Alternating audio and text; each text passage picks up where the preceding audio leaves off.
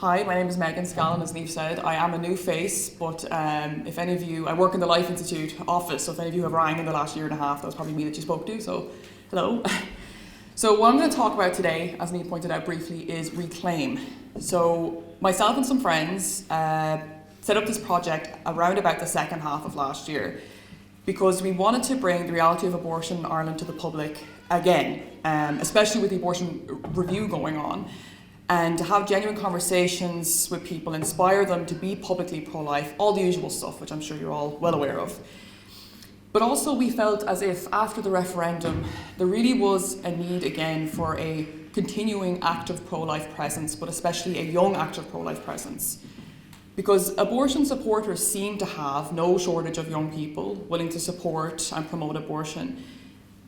But as it's already kind of been said tonight, it's so important to remember that this is not, they are organised, but this is not a reflection of how effective their message is. The reason this has worked is because they have the media and popular culture pushing the pro-abortion message day and night. So don't let this dishearten you if you're looking at young people and you feel like there's no hope. There is. Because to be honest, in my experience when I've been on the street talking to people, young people especially, is that many are reluctant to talk about abortion and a lot kind of just don't really care. And that's obviously not a good thing, but it's vastly different from what mainstream culture and mainstream media would have you believe. Because they'd have you believe that all young people agree with them about abortion, and that they've all bought the lie that killing is compassion. And of course, some have, but that's why we've come together, because we want to dismantle that lie, that artificial logic, that if a woman's unborn baby is diagnosed with a life-limiting condition, the state ought to pay a doctor to limit that baby's life further via an abortion. And all of us here in this room know how backwards and wrong that is. But a lot of people don't really think about it that way. And we have found that when you put it to them, younger people especially, in that kind of straightforward manner, they kind of go, oh yeah, that really does not make sense. That is backwards and that is wrong. And another thing we talk to them about is the tragic case of baby Christopher, which has been mentioned already, and how those tests are not infallible. And in this way, we get them to ask themselves, how many more are there like baby Christopher in our death toll of 21,000 babies? And that is not to say that's more tragic if a baby is aborted due to a misdiagnosis. All abortions are beyond saddening. But the fact that the reason this is so important is because that this, as you know, is one of the major ways in which naive young people, sometimes with the best of intentions, are roped into voting for murder. So we do this during street sessions, which you're all well aware of, in Dublin City Centre. We talk to people and we try and bring these facts to them, but they're not really hearing from anywhere else, definitely not mainstream media. And we've honestly had meaningful conversations with people, good, meaningful conversations.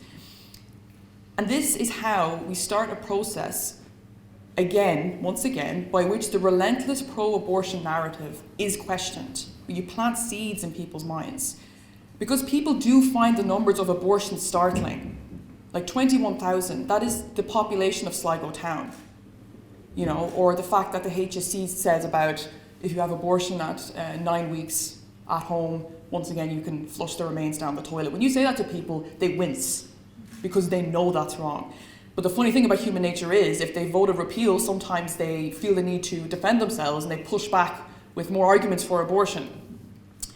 And in my view, this is because the narrative around human life as a whole has been completely hijacked, which has partly resulted in this level of nihilism among younger people, which I'm sure you've probably noticed, that we want to address. And while this is a challenge for us, it's not a deterrent. Our fundamental goal as part of Reclaim, right now we're trying to tackle abortion, but the fundamental goal is to communicate to younger people the wonderful truth that life is worth living all the time, no matter the circumstances of your conception, no matter your disability, your health status, your age, what country, what gender. Death is not the answer, and human life is actually worth fighting for.